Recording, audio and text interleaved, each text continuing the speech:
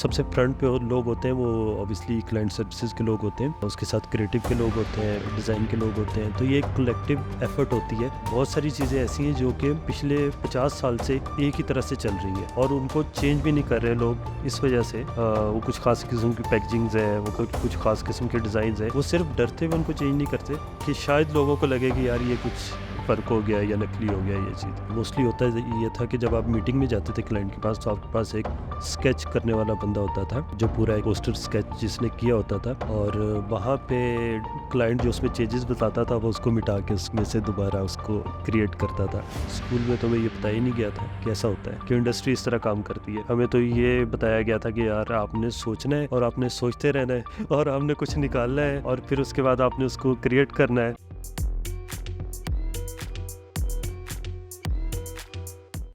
Assalamu alaikum everyone. I am Wasif Hussain. I am your host for this series on design called Tangent. इस series के अंदर हम अपने guest के through ये समझने की कोशिश कर रहे हैं कि डिज़ाइन पाकिस्तान की इंडस्ट्रीज़ के अंदर किस किस तरीके से अप्लाई हो रहा है और क्या क्या टैक्टिक्स हैं, क्या क्या मेथड्स हैं उनके जो ये हमारे गेस्ट यूटिलाइज़ करते हैं। And today we have someone who has been behind the camera for more than a decade now, और आज हम उनको थोड़ा सा एक्सपोज कर रहे हैं। He is from advertising industry. He is head of department of Lowe and Rauf the advertising agency. But उसके अलावा जो है उनका बाकी जो इंट्रोडक्शन आई थिंक वो खुद कराएं तो थोड़ा बेहतर रहेगा। अस्सलाम वालेकुम रियाज, अस्सलाम वालेकुम। कैसे हैं आप? जी मैं ठीक है। लक्ष्य रियाज, थोड़ा सा अपने बारे में बताएं, अपनी जर्नी के बारे में, कहाँ से शुरू हुई और आज आप क्या कर रहे हैं? मेरा नाम ऑब्वियसली आपने अभी अनाउंस कर दिया, रियाज़ुर रहमान। मैं अभी रिसेंटली लो में as a head of design काम कर रहा हूँ। मेरी जर्नी थोड़ी सी लॉन्ग है। मैं अपने स्टार्ट से बताना शुरू करता हूँ। एक्चुअली मेरा अपना जो एजुकेशन बैकग्राउंड है वो डिज़ाइन का नहीं है, बट क्योंकि मुझे ये फील्ड पसंद है, मेरे लिए ये बड़ी इंटरेस्टिंग फील्ड है, तो ऑब्वियसली वो, और फिर मुझे अपॉर्चुनिटीज़ इसमें मिली तो मेरे लिए बड़ा इजी हुआ। मेरा जो जर्नी है वो बड़ी अच्छी रही इस फील्ड के अंदर। रियाज, मुझे ये बताएं कि this person you know who is sitting in front of me, एक हेड ऑफ डिज़ाइन जो कि ये कह रहा है कि मेरी डिज़ाइन की उस तरह की ट्रेनिंग नहीं थी, तो शुरुआत कहाँ से हुई? वो क्या इम्पल्सिस थी, वो क्या बिगिनिंग थी कि जो आपको इस तरफ को लेकर आई क्रिएटिव फील्ड्स में या डिज़ाइन में? अच्छा, मैं आपको थोड़ा सा अपने स्टार्ट से बताता हूँ, क्योंकि मेरा बैकग्राउंड एक बैकवर्ड एरिया से है जहाँ पे इतनी अपॉर्चुनिटीज़ नहीं थी एजुकेशन वाइज भी और किसी भी तरह से। तो जब मैं छोटा था, मेरा चाइल्डहुड था, तो मुझे कुछ शौक़ था कुछ पेंट करने का। मैं कुछ पेंटिंग करता था और वो भी प्रॉपर किसी पेंट के साथ नहीं। मेरे लिए जो भी अवेलेबल चीज़ मिलती थी, वो कोल भी हो सकता था, वो कोई भी चीज़ हो सकती थी, तो मैं उससे कुछ ना कुछ ड्रॉ करता था, कुछ ना कुछ बनाता था, कुछ पेंट करता था। तो वो एक चीज़ थी जो मेरे अंदर थी कि मुझे लगता था कि मैं इस काम के लिए बना हूँ, मुझे ये करना है। मेरे लिए जो भी चीज़ अवेलेबल होती थी मैं उसके साथ उसको पेंट करता था, ड्रॉ करता था, कुछ ना कुछ बनाता था। तो ये चीज़ ऑब्वियसली अपॉर्चुनिटीज़ नहीं थी, आइडिया नहीं था, पता नहीं था कि डिज़ाइन स्कूल्स होते हैं जहाँ पे आपने पढ़ना होता है या इस तरह की चीज़ होती है। हमारे लिए, हमारे पेरेंट्स के लिए, लोअर मिडिल क्लास के लोगों के लिए सिर्फ 2-3 फील्ड्स होती हैं, बस डॉक्टर बनना है आपने, इंजीनियर बनना है, इसके अलावा कुछ नहीं था। तो इवेंचुअली हुआ ये कि एक टाइम आया कि मुझे लगा कि मुझे कुछ करना है, तो मैंने ट्रैवल किया अकेले ने लाहौर के लिए, और यहाँ पे मेरे कुछ जानने वाले थे। मैंने उनके साथ मैंने रब्ता किया, उनको बोला कि आप मेरे लिए कुछ कर सकते हैं, तो उन्होंने मुझे एक आगे उनके जानने वाले थे उनके साथ इन टच करवाया कि ये कहीं जॉब करते हैं तो आप इनके साथ चले जाया करें। वो मेरा स्टार्ट था, और जब मैं पहले दिन उनके साथ गया तो मुझे आइडिया हुआ कि शायद, और जब मैंने उनको कुछ करते हुए देखा कि सिस्टम के ऊपर वो कोई चीज़ ड्रॉ कर रहे हैं, कोई चीज़ बना रहे हैं। तो मुझे लगा कि शायद ये वो चीज़ है जो मैं अपने हाथ से ड्रॉ करता था या मैं बनाता था। तो इवेंचुअली वहाँ से मेरी जर्नी स्टार्ट हुई, वहाँ से मैंने स्टार्ट किया और वो करते करते एक टाइम आया कि उसी जगह पे मुझे जॉब ऑफ़र कर दी उन्होंने। Oh nice nice. तो और फिर मैंने वहाँ पे 3 साल काम किया। वहाँ से वो साहब मूव किए किसी और जगह। वो एक छोटी एडवर्टाइजिंग एजेंसी थी, एडकॉम के नाम से, एड ग्रुप के नाम से। और उनको कोई रिसोर्स चाहिए था तो उन्होंने मुझे दोबारा अप्रोच किया और मैंने वहाँ पे अप्लाई किया, मेरा वहाँ पे हो गया। तो वो मेरा एडवर्टाइजिंग के अंदर स्टार्ट था। ओके बिल्कुल ठीक है। अच्छा एक मज़े की चीज़ मैं आपसे शेयर करता हूँ। हमारी इस सीरीज़ के ऊपर कोई 3-4 गेस्ट आए हैं और एक सिमिलर सा पैटर्न मुझे ये नज़र आ रहा है कि सब ने ये कहा कि मैं जब एक थे गेस्ट, उन्होंने कहा कि मैं बचपन में जब छोटा था तो हमारे सामने गली में प्रिंटिंग प्रेस होती थी, तो डिज़ाइनर्स और उस तरह के लोग वहाँ पे आए जाया करते थे, पेंटर्स होते थे, तो उनको भी वो बचपन से इम्पल्स आई। एक और गेस्ट थे, उन्होंने भी कहा कि मैं बचपन में किसी कज़न को देखता था। तो अब मुझे ये लग रहा है कि शायद वो वाला जो टाइम है बचपन का, it's very important, it's very receptive. Obviously क्योंकि मेरा अपना ख्याल है कि ये वो फील्ड है, डिज़ाइन एक्चुअली वो फील्ड है जिसमें आपके पास इंस्पायरेशन नहीं है या आप गॉड गिफ्टेड नहीं है, तो आप उस तरह से नहीं इसमें चल सकते, उस तरह से आप नहीं लेके चल सकते। कुछ चीज़ें होती हैं जो शायद मुझे लगता है कि वो गॉड गिफ्टेड होती हैं, वो इस सेंस में कि जो डिज़ाइन है, मेरी अपनी थिंकिंग है कि जो डिज़ाइन है वो एक ऐसी चीज़ है जिसमें आपके स्क्रैच से कुछ नहीं है, बट आपने क्रिएट करना है। ठीक है, आपने एक चीज़ ऐसी क्रिएट करनी है जो कि लोगों के माइंड में नहीं है, या किसी ने सोचा कि मैं कुछ ऐसा कर सकता हूँ, बट वो रियल में नहीं है, वो आपके सामने नहीं है। बट जब आप उसको ड्रॉ करते हैं, आप उसको क्रिएट करते हैं, तो वो एक ऐसी फॉर्म में आ जाती है जब लोगों को लगता है कि ओह वाओ, ये तो रियल में एक्चुअली में एग्जिस्ट करती है। तो इसलिए मुझे लगता है कि कुछ क्वालिटीज़, कुछ चीज़ें ऐसी हैं जो गॉड गिफ्टेड है। अगर वो नहीं होंगी तो आप उसको इस तरह से सोच नहीं सकते या आप उसको इस तरह से क्रिएट नहीं कर सकते। क्रिएट नहीं कर सकते हैं। ओके बिल्कुल ठीक है। अच्छा मुझे एक चीज़ ये बताएं कि जैसे आपने वो कहा कि मेरा स्टार्ट वहाँ से हुआ कि जहाँ से मैं पेंट खुद से करता था, चारकोल से, किसी चीज़ से। अब this is very I think very crucial to have such a passion या सच अ ड्राइव हमारी डोमेन के लिए, कि आपने अगर आगे चलना है, ग्रो करना है।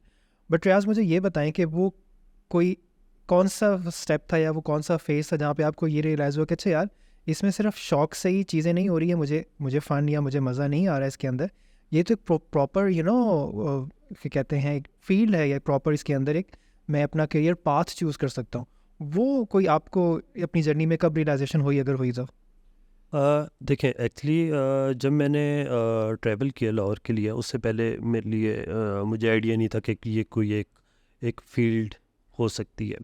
बट फर्स्ट डे जब मैंने सिस्टम के ऊपर, कंप्यूटर के ऊपर कोई चीज़ ड्रॉ होते हुए देखी, कोई चीज़ बनते हुए देखी, तब मुझे रियलाइज़ हुआ कि ये मेरा वो बन सकता है, अपना एक करियर बन एक सकता है, कैरियर बन सकता है। एक पास बन सकता है। ठीक है। तो वो उस दिन से मुझे जब ये फील हुआ कि यही मेरा करियर है, तो मैंने फिर उसमें मेहनत की और मैंने उसमें बहुत मेहनत की।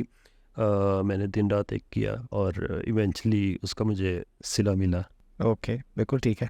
ओके अच्छा एक और चीज़ है, बाकी डिज़ाइन के जो डोमेन्स हैं वो भी इस एस्पेक्ट को यूटिलाइज़ करते हैं, बट मुझे लगता है कि शायद जो एडवर्टाइजिंग एजेंसी है ना, एडवर्टाइजिंग इंडस्ट्री एट लार्ज, वो विजुअल कम्युनिकेशन के अंदर या स्टोरी टेलिंग के अंदर there at highest peak in at least in Pakistan. जिस तरीके से एडवर्टाइजिंग के अंदर हमारे एड्स बनते हैं, चाहे वो मोबाइल के लिए हों, चाहे वो बर्गर के लिए हों, चाहे वो फैशन की उस इंडस्ट्री के लिए हो, जो विजुअल स्टोरी टेलिंग है, I think at least in past 3-4 decades, advertising agency in Pakistan, they've mastered this craft. So उसकी मुझे कुछ आप वो उस पर कुछ बता सकते हैं कि वो क्या है, किस वजह से इस तरह की विजुअल स्टोरी टेलिंग हमारी इंडस्ट्री में अच्छी है? अच्छा, दो चीज़ें हैं जहाँ तक मेरा अपना ख्याल है। उसमें एक चीज़ तो ये है कि जब आप स्टोरी टेलिंग की बात करते हैं तो स्टोरी टेलिंग में दो चीज़ें बहुत ज़्यादा इम्पोर्टेंट होती हैं जो कि उसके ऊपर असर करती हैं। पहली तो ये है कि वर्ल्ड वाइड क्या ट्रेंड चल रहे हैं, ठीक है। लोग उससे बहुत इंस्पायर होते हैं, ठीक है। दूसरी चीज़ ये है कि आपकी लोकली, आपके ट्रेडिशनली, आपके कल्चरली क्या चीज़ें हैं जो उसके ऊपर इम्पेक्ट करती हैं। ये दो मेजर चीज़ें हैं जो जो हमारे एडवर्टाइजिंग के अंदर स्टोरी टेलिंग को लेके चल रही होती हैं। ग्लोबली जो चीज़ें, और जब हम उसको कन्वर्ट करते हैं विजुअल कम्युनिकेशन के अंदर, तो ऑब्वियसली ये दो चीज़ें उसके अंदर भी बड़ी इम्पोर्टेंट होती हैं। जब आप देखते हैं कि ग्लोबली क्या ट्रेंड चल रहे हैं, और अगर हम उन लोग उनको फॉलो नहीं करेंगे तो हम ऑब्वियसली बहुत पीछे रह जाएंगे उन चीज़ों के साथ। होता ये है कि एक टाइम आता है कि जब मिनिमलिस्टिक की तरफ चीज़ें जाना शुरू हो जाती हैं, और हर चीज़ मिनिमलिज्म होती है। आपका डिज़ाइन पूरा जो है वो सिंपल एक लाइन लगाते हैं और उसके साथ कॉपी लिख देंगे तो वो पूरा एक डिज़ाइन क्रिएट हो जाएगा। वो बहुत इम्पैक्टफुल बन जाएगा उसकी सिंपलिसिटी की वजह से। ऑब्वियसली ठीक आप है। एक सिंपल एक पेंसिल रखेंगे और उसके साथ एक लाइन लिख देंगे तो वो उसकी सिंपलिसिटी की वजह से वो बहुत इम्पैक्टफुल चीज़ क्रिएट हो जाएगी। बट उसके साथ साथ जब हम लोकल ब्रांड्स की बात करते हैं तो लोकल ब्रांड्स में हमारा जो लोकल कल्चर है वो बहुत जो है इम्पोर्टेंट रोल उसमें प्ले करता है। उसकी वजह ये है कि हमारी ऑडियंस लोकल है। हमने जो भी चीज़ बेचनी है वो अपनी उस ऑडियंस को बेचनी है जिसका लिंक हमारे कल्चर के साथ बहुत है। हमारा कल्चर एक्चुअली बहुत रिच है, हमारी चीज़ें, तो वो हमारा एडवर्टाइजिंग के अंदर भी वो चीज़ बहुत उसके साथ लिंक करती है। और जब वो उसके साथ लिंक करती है तो ऑब्वियसली एज अ एडवर्टाइज़र्स या एज अ विजुअल कम्युनिकेशन के लोग, तो हमें ये चीज़ें बहुत फोकस करनी पड़ती हैं कि हम लोग इसके ऊपर काम करें। ठीक है। As a student of design I really try to learn every day about design. अब आपने ये बात की कि जो इंटरनेशनल ट्रेंड्स हैं या उस तरह की जो चीज़ें होती हैं वो हमारे यहाँ पर आती भी हैं और we have to keep up with that. मुझे एक चीज़ ये बताएं कि क्या कुछ ऐसे एस्पेक्ट्स हैं हमारे अपने कल्चर के या हमारे अपने पाकिस्तानी डिज़ाइन के कि जो आपको लगता है कि हम अपने डिज़ाइन में इनकॉर्पोरेट कर सकते हैं? फॉर एग्ज़ाम्पल, क्या हमारी कोई अपनी कंपोजिशनल सेंस है, या कोई हमारी कोई अपनी कलर की सेंस है, या कोई हमारी अपना कोई एस्थेटिकल स्टाइल है पाकिस्तान का? अच्छा, इसमें दो तीन चीज़ें हैं जो जब हम ग्लोबल ट्रेंड्स की बात करते हैं तो ग्लोबल ट्रेंड्स में होता ही है कि हम लोग वो काम देखते हैं जो जो मोस्टली डेवलप कंट्रीज़ में हो रहा होता है, ठीक है। जितने बैकवर्ड कंट्रीज़ हैं हमारी तरह जो कंट्रीज़ हैं, वहाँ पे जब तक हम अपने कल्चर के साथ लिंक नहीं करेंगे तो हम बिल्कुल गुम हो जाएंगे उस ट्रेंड के अंदर जो कि ग्लोबली चल रहा है। क्योंकि उसमें एक बहुत बड़ा गैप आ जाएगा between the audience and the trends, ठीक है। क्योंकि हमारी ऑडियंस जो है या हमारे कंज्यूमर जो है वो इतने अवेयर नहीं है कि हम उनके लिए बहुत गोरा चीज़ बनाएं और वो उसको समझ जाएं, सही है। हमें कुछ ना कुछ टच उसमें देना पड़ता है लोकली, और वो ही टच जो है वो हमें शायद उससे डिफ्रेंशिएट भी करता है उस ट्रेंड के अंदर से। फॉर एग्ज़ाम्पल जैसे हम बात करते हैं कि हमारा सिंधी कल्चर सही। बहुत रिच है। हम जब भी कोई चीज़ अपनी क्रिएट करते हैं जिसको हम कहते हैं कि यार ये हमारे इंटीरियर सिंध में जाएगी या हमारे पंजाब के नॉर्दर्न एरियाज़ में जाएगी, तो हम उसको बहुत ज़्यादा कल्चरली लिंक करते हैं।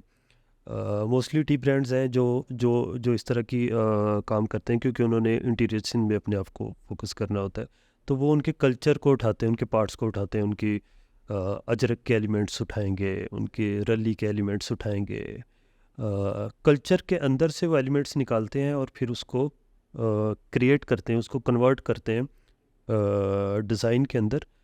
और जब वो चीज़ें हमारा ऑडियंस या हमारी जो जो कंज्यूमर है वो देखता है तो वो फील करता है कि ये मेरे अपने कल्चर की चीज़ें या मेरी अपनी चीज़ है, तो उससे उनको एक तो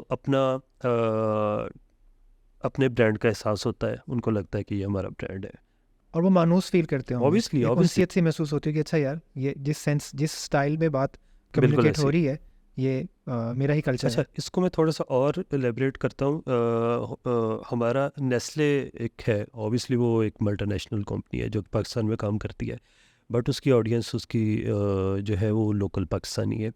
और जब वो लोग यहाँ के लिए काम करते हैं तो ऑब्वियसली वो भी हमारे कल्चर के अंदर से एलिमेंट्स उठाते हैं और फिर उसको लिंक करते हैं अपने डिज़ाइन या विजुअल कम्युनिकेशन के अंदर, और फिर वो जाती है हमारी कंज्यूमर के पास। आपने कल्चर की बात की, तो अगर हम दोबारा उसी चीज़ को इसके साथ अगर कनेक्ट करने की कोशिश करें कि शायद एक विजुअल कल्चर भी होता है हर जगह का, हर सोसाइटी का, हर मुल्क का, कि जैसे हमारे वो जो मिलाद के या नात वाले जो पोस्टर्स बनते हैं उनकी ख़ास कंपोजिशनल सेंस है। वो उस मेथड या टेक्निक की वजह से भी वो शायद हो सकती है, क्योंकि वो सिंगल कलर में प्रिंट हुआ होता है कॉस्ट इफेक्टिव होने की वजह से। बट उसकी ख़ास कल्चर वो एक कंपोजिशन स्टाइल है कि जो जो बड़े वाले हजरत होंगे उनका नाम बड़ा होगा, फिर छोटे छोटे होंगे, फिर नीचे बहुत सारे नाम लिखे होंगे। It's very jumbled up, but it does have some legacy. वो कोई कम से कम 200-300 साल से वो एक चीज़ चलती हुई आ रही है।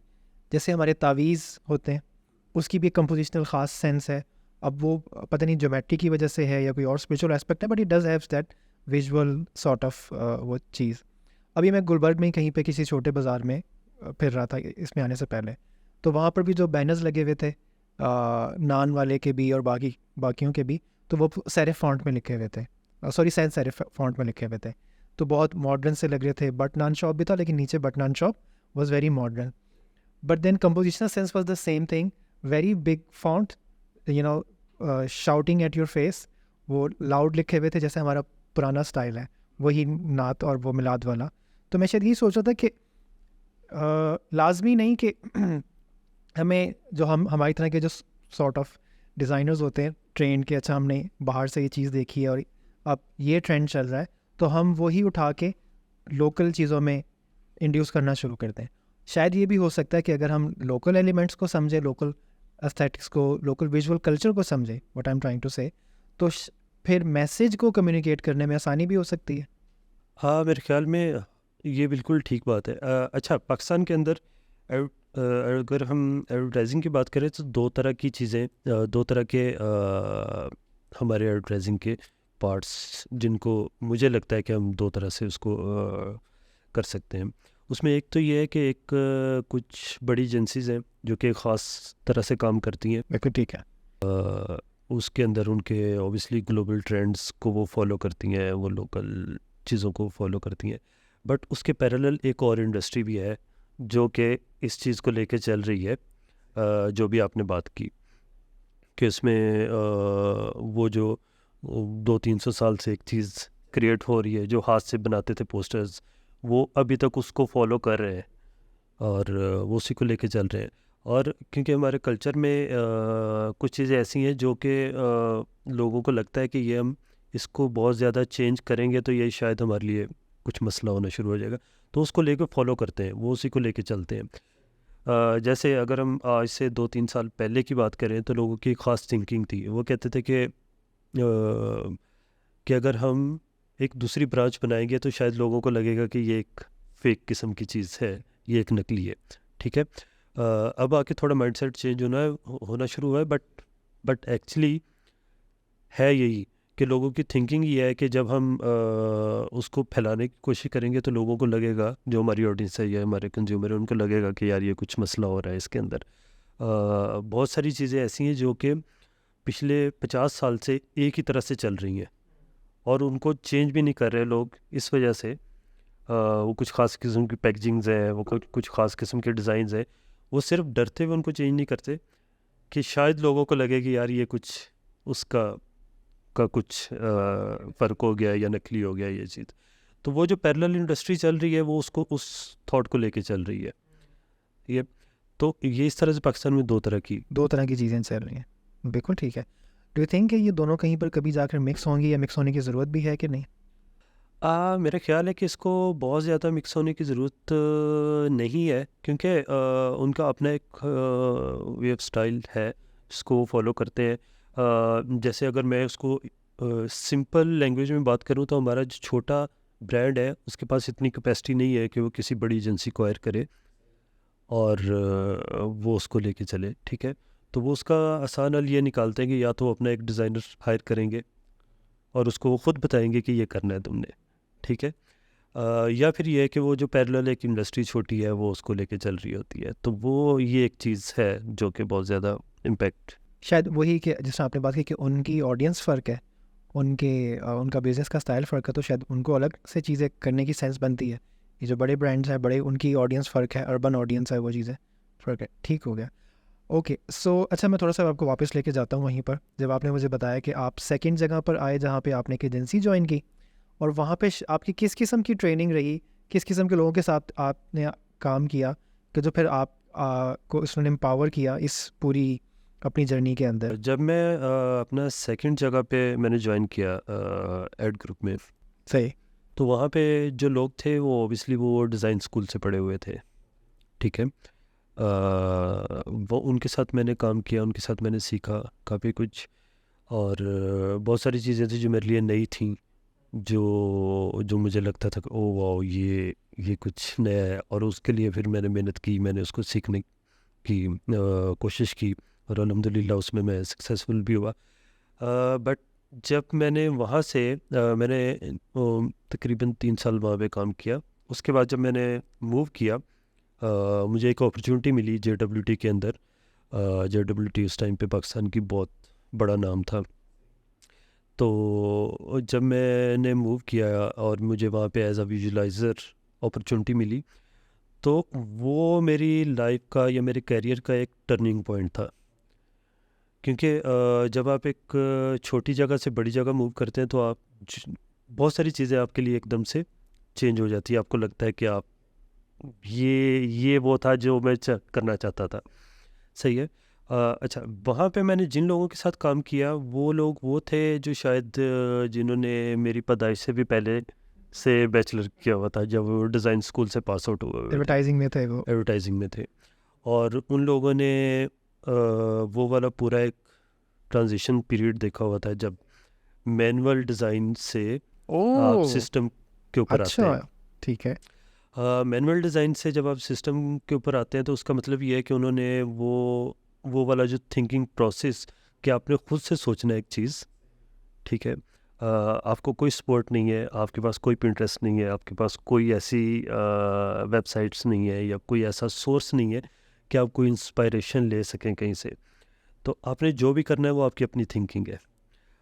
और आपने अपनी थिंकिंग बेचनी है अपने ब्रांड को या अपने क्लाइंट को, ठीक है।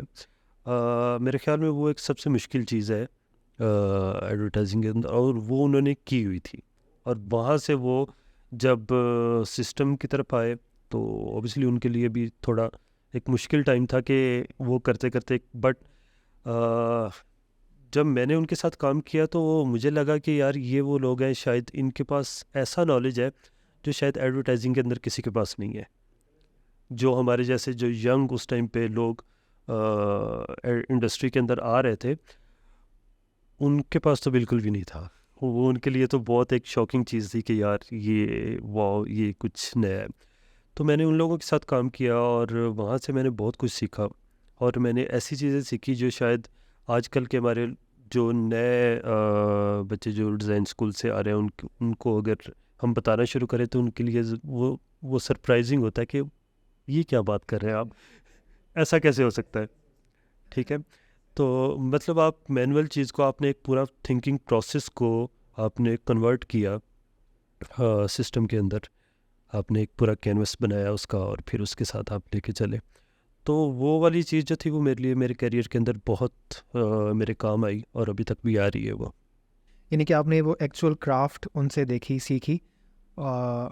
मैंने भी ना कुछ लोगों से ये सुना हुआ है कि जिस तरह 80s तक या इवन 90s तक जो एडवर्टाइजिंग के अंदर जब क्लाइंट की पिचेस के लिए पोस्टर्स वगैरह बना करते थे तो वो पेंट करते थे ब्रशेस के साथ, और फिर वो लेटर्स हैं तो एक्चुअली लेटर्स भी जो है वो हाथ से काट के फिर लगाया करते थे। तो it's very you know skilled and craft oriented in that sense, but definitely जिस तरह आपने अगर देखा कि उन लोगों ने भी ट्रांजिशन की और वो डिजिटल उसमें आ गए, तो it must have been a really nice. बिल्कुल ऐसी, बिल्कुल ऐसी। बल्कि वहाँ पे मैं थोड़ा सा इसमें ऐड करता हूँ कि मैंने उन लोगों से सुना है कि मोस्टली होता है ये था कि जब आप मीटिंग में जाते थे क्लाइंट के पास तो आपके पास एक स्केच करने वाला बंदा होता था, जो पूरा एक पोस्टर स्केच जिसने किया होता था, और वहाँ पे क्लाइंट जो उसमें चेंजेस बताता था वो उसको मिटा के उसमें से दोबारा उसको क्रिएट करता था okay, on the spot he. On the spot.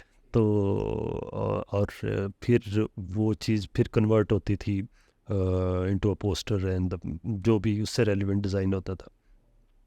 तो मेरे लिए वो भी बड़ी एक सरप्राइजिंग चीज़ थी कि यार ऐसा भी होता था।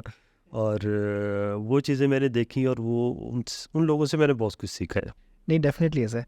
अच्छा, मुझे ये बताएं कि अब आप जिस तरह बहुत ज़्यादा लोगों के साथ काम करते होंगे, प्रोजेक्ट बेसिस के ऊपर भी, इन हाउस भी, तो अब जो लोग आ रहे हैं जो डिज़ाइन स्कूल से आते हैं या एक ट्रेनिंग लेकर आते हैं, चाहे डिज़ाइन स्कूल से नहीं और भी इंस्टीट्यूट हैं जो आप ट्रेनिंग्स दे रहे हैं, तो आपको क्या चीज़ें फ़र्क नज़र आती हैं या उनका थिंकिंग प्रोसेस आपको कैसा लगता है उन चीज़ों के कंपैरिजन में जो आपने खुद करके सीखी हैं?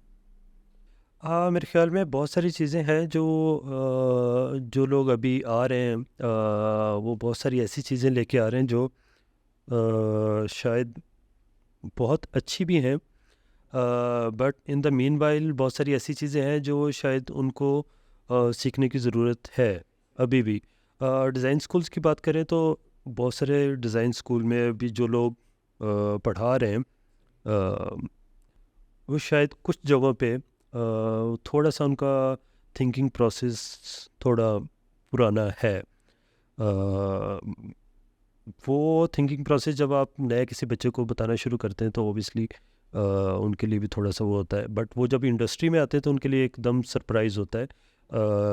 जैसे बहुत सारे लोग हैं जो हमारे पास इंटर्नशिप के लिए आते हैं और वो आके कहते हैं कि स्कूल में तो मैं ये बताया ही नहीं गया था कैसा होता है कि इंडस्ट्री इस तरह काम करती है। हमें तो ये बताया गया था कि यार आपने सोचना है और आपने सोचते रहना है और हमने कुछ निकालना है और फिर उसके बाद आपने उसको क्रिएट करना है और उस पूरे प्रोसेस में आपके पास 2 हफ्ते होंगे या 3 हफ्ते होंगे। बट जब हम इंडस्ट्री में आते हैं तो हमें पता चलता है कि ये तो 2 घंटे थे। काम पहले करना है, सोचना बाद में। तो, तो वो एक चीज़ जब उनके लिए वो एकदम सरप्राइज भी होते हैं, ओबियसली वो उनके लिए परेशानी वाली बात भी होती है कि ये तो बिल्कुल एक डिफरेंट तरह से काम कर रही है जिस तरह हमें पढ़ाया गया उस तरह से। तो वो मेरे ख्याल में हमें थोड़े से ट्रेंड्स को स्कूल्स में, अपने डिज़ाइन स्कूल्स में भी चेंज करने की ज़रूरत है।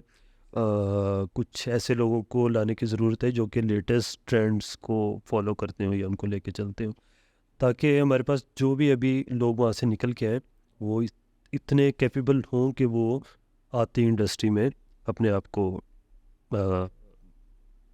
खड़े फिट इन कर सकें। मिसल बिल्कुल ठीक हो गया, बिल्कुल ठीक हो गया। अच्छा, मुझे भी ना इस बीच में कहीं पे जब मैं भी थोड़ा सा अपनी तरफ से तैयार होकर ट्रेनिंग करके जब आया इंडस्ट्री के अंदर, तो एकेडेमिया में एक बहुत चीज़ के ऊपर फोकस होता है, प्रोसेस के ऊपर, कि अच्छा नहीं, आपका प्रोसेस जो है that is the main thing, that is the core thing. जो आउटकम है वो ऑफ कोर्स वो भी मैटर करती है, बट एकेडेमिया के लिए शायद इतनी मैटर नहीं करती। But once we come into industry तो वो कहते हैं आपका प्रोसेस रहा ये साइड पर रिजल्ट्स का है और काम का है। तो वो शायद वो भी अप्रोच का फ़र्क है कि इन्वायरमेंट फ़र्क है इंडस्ट्री का या एजेंसी का या डिज़ाइन हाउस का।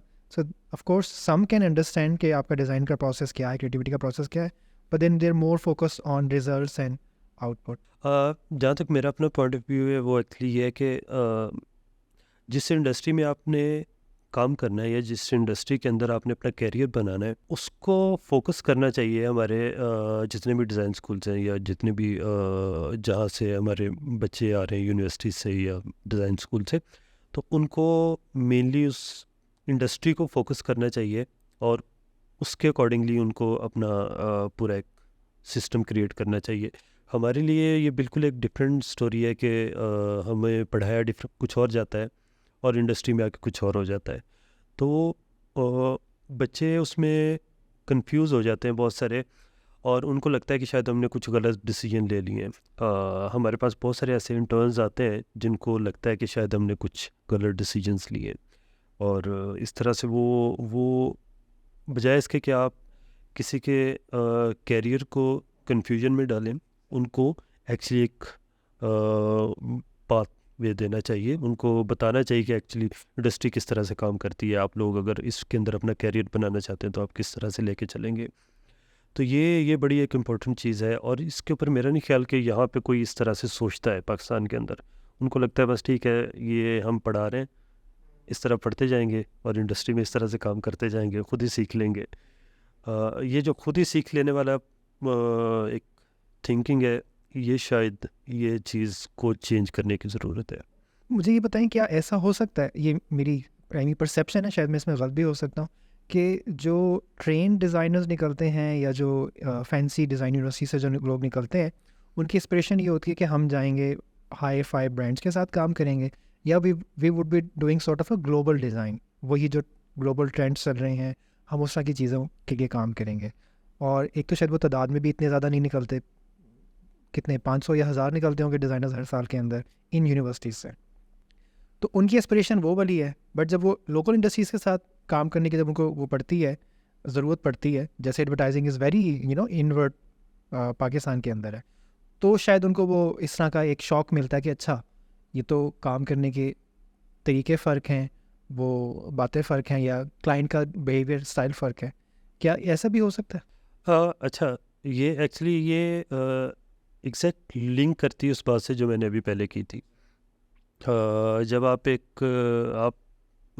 स्टूडेंट्स को एक सिस्टम बताएंगे कि हमारी इंडस्ट्री इस तरह से काम करती है, तो ऑब्वियसली उनके माइंड में होगा। बट अगर वो ये सोच के ये निकलेगा कि मुझे तो डायरेक्ट कोक पे काम करना है, ठीक है, और मुझे कोक पे वो वाला काम करना है जो मैं सोच रहा हूँ, और मुझे उसके लिए वापस टाइम चाहिए और मुझे अपने हिसाब से चीज़ें लेके चलनी है। बट जब वो इंडस्ट्री के अंदर आते हैं तो उनके लिए बिल्कुल वो एक अलग सी चीज़ होती है कि यार ठीक है, मुझे कोक के ऊपर अपॉर्चुनिटी मिल गई है, बट कोक भी वैसे ही काम कर रहा है जैसे बाकी लोग काम कर रहे हैं, ऐसे ही। ठीक है। तो उसका सबसे बड़ा मसला ये है कि आपको उन बच्चों की बेस को उस तरह से क्रिएट करने की ज़रूरत है। अब हमारी इंडस्ट्री का एक मसला ये है कि जो लोग भी वहाँ से निकलते हैं डिज़ाइन स्कूल में से, और जब वो इंटर्नशिप पे आते हैं या वो अपना करियर स्टार्ट करते हैं, तो बहुत सारे लोग हैं जो जिनको लगता है कि यार ये तो उस पूरे प्रोसेस से डिफरेंट चीज़ है, तो वो उसको छोड़ देते हैं, वो किसी और तरफ जाने की कोशिश करते हैं। वो जब हायर एजुकेशन में जाते हैं तो वो कुछ और करने की कोशिश कर रहे होते हैं। तो उससे होता ही है कि उससे इंडस्ट्री के अंदर ऑब्वियसली डिज़ाइनर्स भी कम होते हैं, और एक प्रेशर भी बिल्ड होता है हमारी इंडस्ट्री के ऊपर। और उसके अलावा एक और एस्पेक्ट भी है जो कि लेके साथ साथ चल रहा होता है, वो ये कि आजकल एक ट्रेंड ये चल रहा है कि बहुत सारे डिज़ाइन हाउसेज आ गए हैं, बहुत सारी छोटी छोटी एजेंसीज आ गई हैं, और साथ में सॉफ्टवेयर हाउसेज आ गए हैं। तो हो ये रहा है कि जो भी बच्चे वहाँ से निकलते हैं, वो जब इंडस्ट्री के अंदर एडवर्टाइजिंग के अंदर आते हैं और उनको ये लगता है कि यार हम फिट इन नहीं हो रहे इस इंडस्ट्री के अंदर, क्योंकि हमें जो पढ़ाया गया है ये तो वैसा नहीं है, तो वो फिर उससे निकलने की कोशिश करते हैं। और जब वो निकलते हैं तो वो फिर उन डिज़ाइन हाउसेज में जाते हैं या उस सॉफ्टवेयर हाउसेज में जाते हैं या वो उधर। तो वो उनके लिए तो मेरे ख्याल में कुछ अच्छा हो रहा होता है, क्योंकि वहाँ पे इस तरह का काम होता है कि जिसमें वो इजीली एडजस्ट हो जाते हैं। वहाँ पे इतना ज़्यादा एडवर्टाइजिंग का काम नहीं होता, वहाँ पे इतना ज़्यादा लोड नहीं होता, उस तरह की प्रेशर नहीं होता जैसा एडवर्टाइजिंग के अंदर होता है। तो बट उसका ड्रॉपफॉल ये होता है कि हमारी इंडस्ट्री के अंदर लोग कम होना शुरू हो जाते हैं।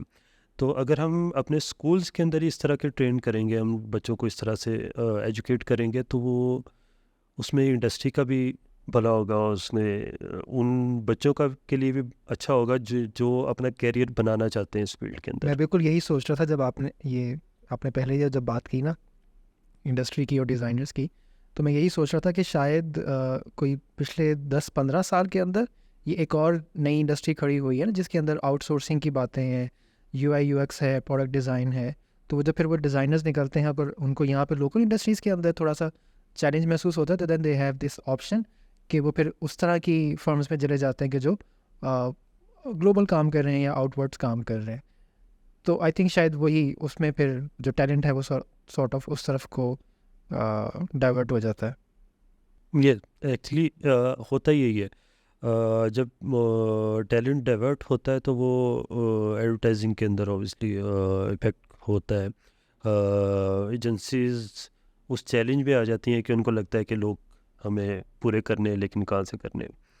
तो ये एक चीज़ है जो जो एडवर्टाइजिंग के अंदर एक चैलेंज क्रिएट कर रही है और अभी भी कर रही है। बहुत सारी एजेंसीज़ हैं जिनके लिए एक बहुत बड़ा मसला है इस टाइम पे भी, कि वो उनको लोग उस तरह से रिसोर्स नहीं मिल रहा होता।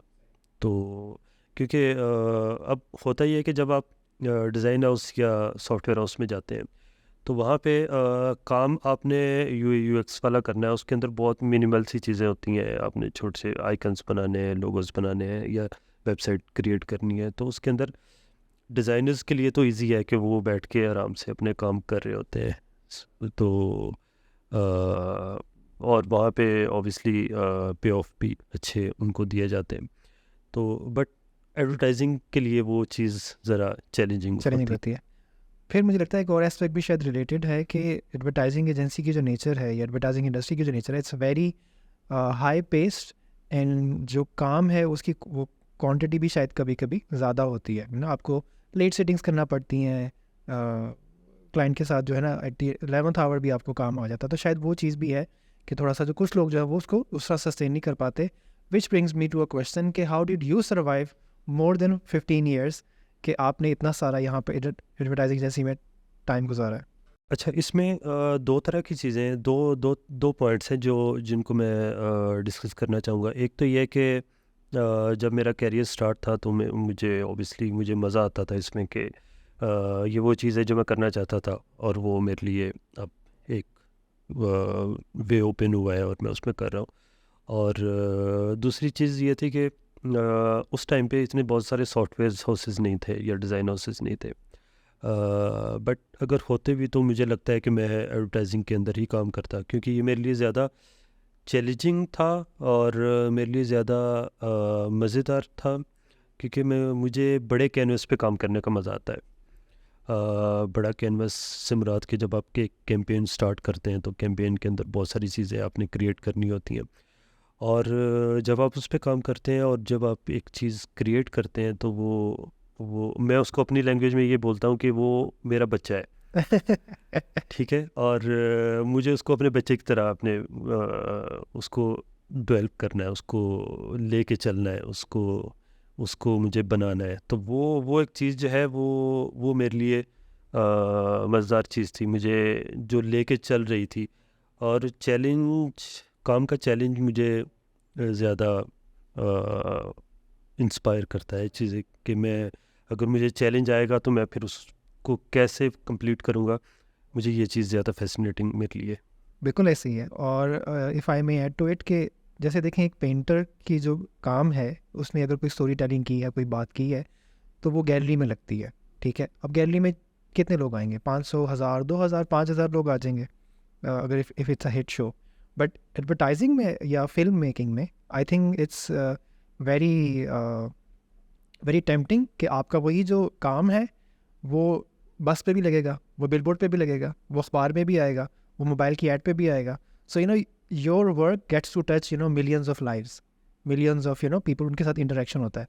तो अगर आप as a creative, as an artist, if you enjoy that set of interaction, तो आई थिंक ये तो बहुत टेम्पटिंग और इसको रेजिस्ट करना बड़ा मुश्किल होता होगा। ऑब्वियसली देखें, ये जो लोग इंडस्ट्री के अंदर पिछले 10-12 साल से या 15 साल से काम कर रहे हैं, उनके लिए ये सबसे बड़ा हुक है कि जो चीज़ उनकी निकलती है और वो प्रिंट होती है और वो जब एक बड़े उस पे जाती है कैनवस पे, तो उनके लिए ये चीज़ जो इसको आप कहते हैं सेल्फ अपना जो सेटिस्फेक्शन जो होती है, ठीक है, तो वो उसको वो हिट करती है जाके। वो उनको लगता है कि यार मैंने एक वो काम किया है जो शायद कोई नहीं और नहीं कर सका, ठीक है। बिल्कुल ऐसे ही है। और मेरा वो काम है जो कि शायद बहुत सारे लोग दुनिया में देख रहे हैं।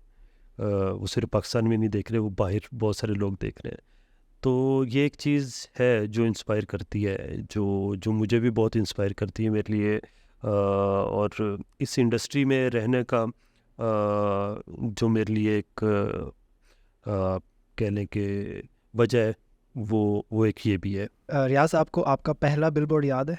मुझे मेरा पहला डिज़ाइन याद है जो कि न्यूज़पेपर में प्रिंट हुआ था। सही। और वो एक कैंपेन थी बैंक ऑफ पंजाब की। ठीक है।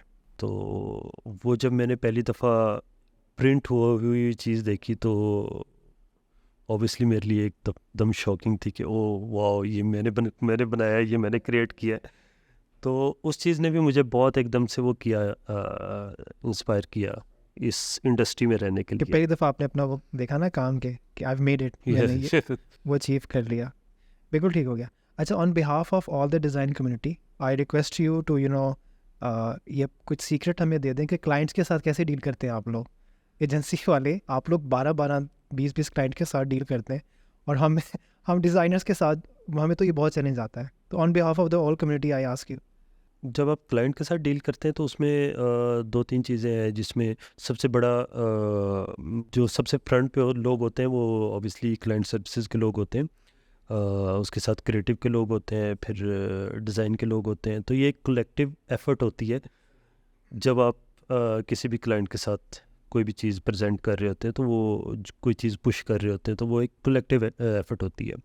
अगर मैं इंडिविजुअल एज अ डिज़ाइनर उठ के जाऊँ और मैं क्लाइंट को प्रेजेंट करना शुरू कर दूँ तो ऑब्वियसली उसको लगेगा कि यार शायद ये कुछ फोर्सफुली कुछ चीज़ कर रहे हैं। बट जब क्रिएटिव साथ होता है वो एक पूरी एक स्टोरी क्रिएट होती है, एक उसका पाथ बनता है और साथ में डिज़ाइन उसको पुश करता है, तो वो मेरे ख्याल में वो ज़्यादा क्लाइंट के लिए एक्सेप्टेबल चीज़ होती है उसको। इनडायरेक्टली आप ये कह रहे हैं कि क्लाइंट को गैंग अप करना चाहिए। ओह अकेले अकेले मत जाएं designers, that's one on one. तो आप 2-3 लोग साथ लेकर जाएं, है ना। वो ऑब्वियसली ये एडवर्टाइजिंग जो है वो एक कलेक्टिव एफर्ट के साथ चलती है, क्योंकि अगर इनमें से कोई एक डिपार्टमेंट भी आप निकाल देंगे तो ख़त्म हो जाएगा सब खत्म हो कुछ। जाएगा। नहीं, I think we all should empathize with client services वाले जो टीम होती है। It's almost like they have no self-respect and no ego the way they have to deal with the client somehow. अच्छा रियाज, मुझे ये बताएं कि हमने अभी बात की कि नई स्मॉल स्केल डिज़ाइन एजेंसीज आ रही हैं। Then we also talked about कि अच्छा पाकिस्तान में किस किस्म की डिज़ाइन टाइप्स हैं जो इंडस्ट्री के अंदर हो रहे हैं। मुझे ये बताएं कि इस वक्त इंडस्ट्री में किस किस्म की चीज़ें हैं जिनको हमें इम्प्रूव करने की ज़रूरत है या चेंज करने की ज़रूरत है। अच्छा, इंडस्ट्री के अंदर ख़ास तौर पे अगर मैं डिज़ाइन की बात करूँ एज अ डिज़ाइन पर्सन, तो मुझे ये लगता है कि कुछ चीज़ें हैं जिनको चेंज करने की ज़रूरत है। उसमें सबसे बड़ी चीज़ तो ये है कि वर्किंग आवर्स, क्योंकि डिज़ाइनर्स जो हैं मेरे ख्याल में इंडस्ट्री में एक थॉट है कि वो 24/7 अवेलेबल होते हैं। वो एक वर्किंग मशीन है जो कि जिनको आप कभी भी यूज़ कर सकते हैं, ऑन करें और बस लगे रहें। तो ये एक चीज़ है, तो इसको देखने की ज़रूरत है। क्योंकि उनकी अपनी पर्सनल लाइफ होती है, उनके ऊपर लायबिलिटीज़ हैं बहुत सारी लोगों की। तो वो, और ख़ास तौर पे डिज़ाइन एक ऐसी चीज़ है जो कि आपके दिमाग, जिसमें आप अपने माइंड को बहुत ज़्यादा यूज़ करते हैं, और उस पे जब आप बहुत ज़्यादा प्रेशर डालना शुरू करेंगे तो वो ऑब्वियसली आपकी मेंटल हेल्थ को भी इफ़ेक्ट करता है। डेफिनेटली। आपकी पर्सनल लाइफ को भी इफ़ेक्ट करता है। तो मेरे ख्याल में इन चीज़ों को इनके ऊपर बात होनी चाहिए, इनको कुछ चेंज करने की ज़रूरत है।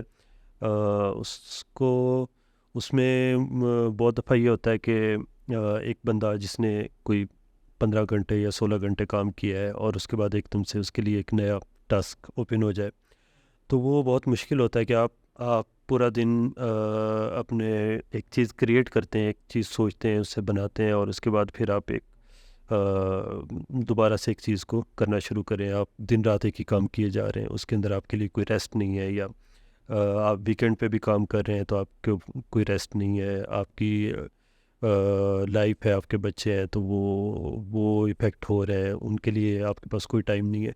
तो इन सब चीज़ों के ऊपर बात करने की ज़रूरत है, इनको देखने की ज़रूरत है, इनको चेंज करने की ज़रूरत है। डेफिनेटली।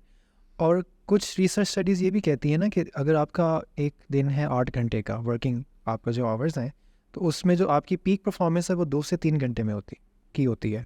आप कांस्टेंट 8 घंटे जो है अपने पीक पे परफॉर्म नहीं कर सकते। That's one thing.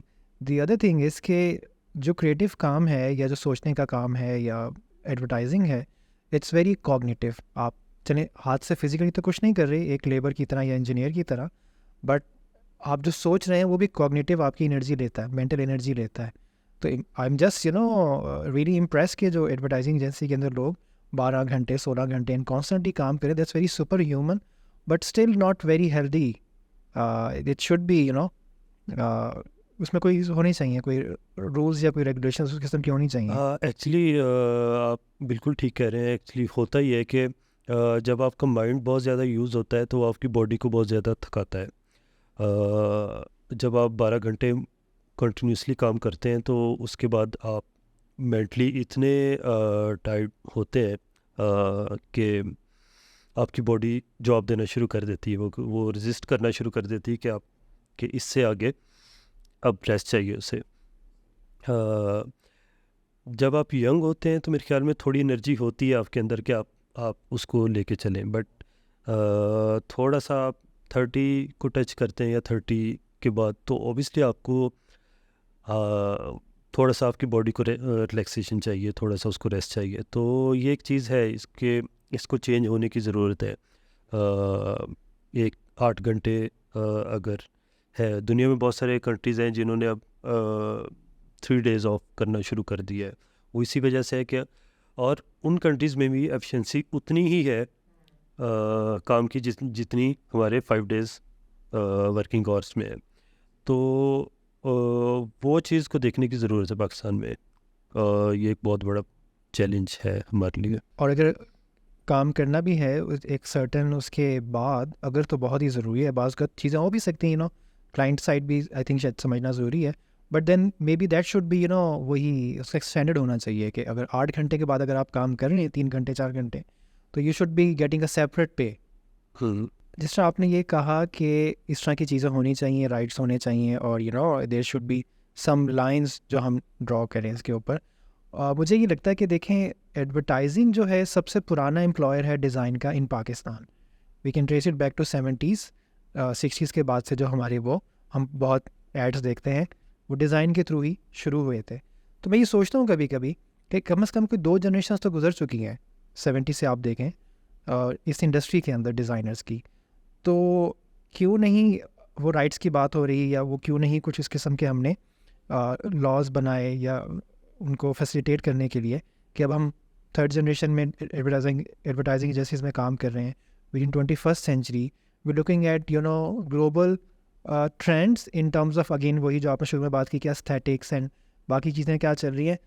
Are we skipping के वहाँ पे राइट्स क्या चल रहे हैं और रेट्स क्या चल रहे हैं. कुछ चीज़ें हैं जो शायद पहले हमारी इंडस्ट्री में होती थी जो अब स्किप होना शुरू हो गई हैं. होता ये था कि जो आपने अभी बात की है इसकी कि अगर आप 8 आवर के बाद काम कर रहे हैं तो आपके लिए कुछ फैसिलिटीज़ होनी चाहिए. पहले हमारी इंडस्ट्री में ऐसा था स्टार्ट में, बट आहिस्ता आहिस्ता उसको कट डाउन किया गया और अब एक पॉइंट ऐसा है कि वहाँ पे कुछ भी नहीं है. अब आप जो एक बेसिक सैलरी के ऊपर है उसी के ऊपर ही काम कर रहे हैं. तो ऑब्वियसली दुनिया, लेकिन वर्ल्ड वाइड अगर आप देखें तो वो बिल्कुल एक अलग तरह से काम कर रहे हैं. वहाँ पे आपकी अगर आप 8 आवर के बाद काम कर रहे हैं तो आपकी सैलरीज या आपको जो भी आपके साथ कमिट किया गया है उससे डबल या जो भी होता है वो उससे ज़्यादा ही होता है जो आप एक 8 आवर चल रहा होता है. तो ये एक चीज़ है जिसको हमें देखने की ज़रूरत है, क्योंकि हर वो बंदा जो कि इंडस्ट्री में काम कर रहा है उसके ऊपर एक अपना पर्सनल लाइफ उसकी अपनी है, उसके बच्चों का वो है, उसकी अपनी लाइफ है, उसने अपना उसके अपने ख़र्चे हैं, बहुत सारी चीज़ें, तो वो उनको लेके चलना है उसने. तो ये एक चीज़ है, इसके ऊपर हमें वर्किंग करने की या देखने की ज़रूरत है. शायद ऐसा भी हो सकता है कि अगर हम इंडस्ट्री के अंदर एडवर्टाइजिंग इंडस्ट्री के अंदर हम ये जल्दी समझ जाएंगे कि हमें इस तरह की चीज़ें इंट्रोड्यूस करवानी हैं, जो लोग इससे इन्वॉल्व हैं उनको ये राइट्स देने हैं, रेट्स देने हैं, तो ये फर्दर चीज़ें और बेहतर हो सकती हैं, बेहतर जाएंगी. बट अगर नहीं समझते तो I am not trying to scare the industry participants या क्लाइंट या agency owners, but then maybe we can see कि ये जो टैलेंट है ये ऑलरेडी उस सेगमेंट की तरफ जाना शुरू कर दिया कि जो ग्लोबल लोगों के साथ काम कर रहे हैं, वही जो डिज़ाइन फर्म्स हैं या फ्रीलांसिंग भी बहुत सारे लोग अब कर रहे हैं, तो फिर आप शायद टैलेंट को अगर रिटेन नहीं कर सकेंगे, अगर इस तरह की फैसिलिटीज़ नहीं देंगे, तो eventually then there is the sort of risk of your business कि जहाँ पे आपको ना बेस्ट आइडियाज़ मिल रहे हैं, ना बेस्ट टैलेंट मिल रहा है। हाँ एग्जैक्टली ये आपने बिल्कुल सही बात की है कि क्योंकि हमारी इंडस्ट्री के अंदर टैलेंट ही एक चीज़ है जो कि इस पूरी इंडस्ट्री को इसने उठाया हुआ है। तो अगर आपके पास अच्छा टैलेंट नहीं होगा तो आपकी इंडस्ट्री ऑब्वियसली पीछे जाना शुरू करेगी, और जब वो हो जाएगी तो बहुत सारी चीज़ें उसमें होंगी। तो अच्छा टैलेंट लाने के लिए आपको, और ख़ास तौर पे इस टाइम में जबकि ग्लोबली राइट्स की बात हो रही है, सबके राइट की बात हो रही है, तो अच्छा टैलेंट लाने के लिए आपको राइट्स देने पड़ेंगे, आपको चीज़ें करनी पड़ेंगी उसके accordingly. So since we sitting on future fest और इजाद लैब्स के हम प्लेटफॉर्म पे बैठे हुए हैं, so tech is a very relevant thing for us. मुझे ये बताएं कि एडवर्टाइजिंग इंडस्ट्री के अंदर इस लेटेस्ट जो एक ट्रेंड है या जो एक लेटेस्ट जो एवोल्यूशन हो रही है, एआई टूल्स आ रहे हैं, जनरेटिव एस्पेक्ट्स की बात हो रही है, तो हमारी एडवर्टाइजिंग एजेंसी के अंदर क्या हो रहा है इससे रिलेटेड? अच्छा ये एक बड़ा अच्छा क्वेश्चन है, क्योंकि इंडस्ट्री के अंदर हम लोग अभी तक उन चीज़ों के ऊपर फोकस नहीं कर पा रहे, या हम लोग अभी तक उन चीज़ों के ऊपर नहीं आ रहे। वर्ल्ड वाइड ये चीज़ें जो है वो चेंज होती जा रही हैं, जब से ख़ास तौर पे एआई टूल्स आने शुरू हुए हैं, तो उनकी वजह से एकदम से ट्रेंड्स चेंज होना शुरू हुए हैं। ट्रेंड्स चेंज हुए हैं तो ऑब्वियसली इंडस्ट्री की नॉर्म्स भी थोड़ा चेंज होना शुरू हुई है। तो ये चीज़ हमें पाकिस्तान में भी देखने की ज़रूरत है। अभी मेरा नहीं ख्याल कि यहाँ पे पाकिस्तान में इसको इतना इंडस्ट्री के अंदर, एडवर्टाइजिंग के अंदर इतना सीरियसली लिया जा रहा है।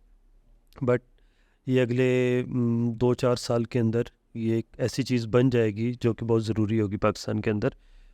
हमें एआई टूल्स को लेके चलना पड़ेगा। ऑब्वियसली उसका इम्पैक्ट सबके ऊपर आएगा। ख़ास तौर पे जब आप डिज़ाइंस की बात करते हैं तो वैसे टूल्स आना शुरू हो गए हैं कि जो जनरेट करना शुरू हो गए हैं पूरे एक लेआउट्स और बाकी चीज़ें। बट उसके साथ साथ मेरा अपना जहाँ तक थॉट है वो ये है कि इन चीज़ों को अगर हम अपने अकॉर्डिंगली मॉडिफाई कर लेंगे जितना जल्दी, उतना ही हमारे लिए, हमारी इंडस्ट्री के लिए अच्छा होना शुरू हो जाएगा। ओके। उतना ही हमारे लिए चीज़ें इजी होना शुरू हो जाएंगी, क्योंकि बहुत सारी चीज़ें हैं जो कि डायरेक्ट लिंक करती हैं हमारी इंडस्ट्री के साथ। जैसे अगर आप चैट जीपीटी की बात करें तो वो डायरेक्ट लिंक करती है, क्योंकि बहुत सारी चीज़ें हैं, बहुत सारी क्रिएटिव के अंदर कॉपीज़ हैं जो कि आप सिंपली उसके ऊपर लिखेंगे तो वो आपको कर देगा। ऑल्दो कि वो इतनी ज़्यादा अभी इफ़ेक्टिव नहीं है, या इतनी ज़्यादा वो टू द पॉइंट नहीं है, बट ऑब्वियसली वो आपको कंटेंट जनरेट करके दे रहा है। तो वो चीज़ जो है वो ऐसा ऐसा ओवरकम करेगी। मैं कभी कभी इसमें ये सोचता हूँ कि जैसे हम उससे कंटेंट्स तो लिख लेते हैं या हम उससे विजुअल्स तो बना लेते हैं, और फिर वो यही है कि शायद वो बहुत ज़्यादा कंटेंट भी आपको 100 पोस्ट बना देगा या 100 विजुअल्स क्रिएट कर देगा। बट कभी कभी मैं ये ज़रूर सोचता हूँ कि क्या वो उसके अंदर वो इंगेजमेंट या कन्वर्सेशनल एस्पेक्ट रहेगा। आई am not just even thinking about कि ह्यूमन एस्पेक्ट ना भी हो, लेकिन अगर आपने 100 पोस्ट लिखवा ली हैं एक रोबोट से, तो आगे जो देख रहा है वो रोबोट तो नहीं है। वो जो आपने शुरू में बात की थी स्टोरी टेलिंग की या विजुअल स्टोरी टेलिंग की, तो वो एस्पेक्ट तो बहुत कोर पे नहीं होते स्टोरी टेलिंग के एस्पेक्ट के। जब आप कोई चीज़ मैसेज भेज रहे हैं, चाहे पोस्ट की फॉर्म में चाहे टेक्स्ट की फॉर्म में, तो जो आगे ऑडियंस है, जो ऑडियंस मेंबर है, वो अगर उसके अंदर एक अछूतापन या एक डिस्टिंक्ट एस्पेक्ट नहीं देखेगा आपकी स्टोरी के अंदर, चाहे आप ब्रांड हैं, चाहे आप कंटेंट क्रिएटर हैं या फिल्म मेकर हैं, तो वो अगर महसूस नहीं करेगा तो would they interact with you? अच्छा एक चीज़ जो है वो बड़ी इम्पोर्टेंट ये है कि स्टोरी टेलिंग एक ऐसी चीज़ है जो कि डायरेक्ट ह्यूमंस के साथ लिंक करती है।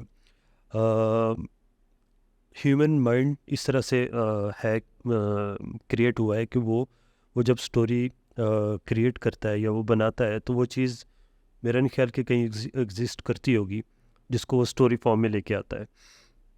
और जब वो उसको स्टोरी फॉर्म में लेके आता है तो वो वो लोगों के लिए थोड़ा इंटरेस्टिंग चीज़ होती है, क्योंकि इंटरेस्टिंग चीज़ वही होती है जो लोगों ने नहीं देखी होती, जो लोगों ने नहीं सुनी होती। और जब आप एक ऐसी चीज़ क्रिएट करते हैं या एक ऐसी स्टोरी क्रिएट करते हैं जो कि कभी नहीं सुनी गई या कभी नहीं देखी गई, तो ज़्यादा उसका इम्पेक्ट होता है लोगों के ऊपर। मुझे लगता है कि अभी तक एआई जितने भी टूल्स हैं वो उस स्टेज पे नहीं है कि वो खुद से कुछ क्रिएट करके दें।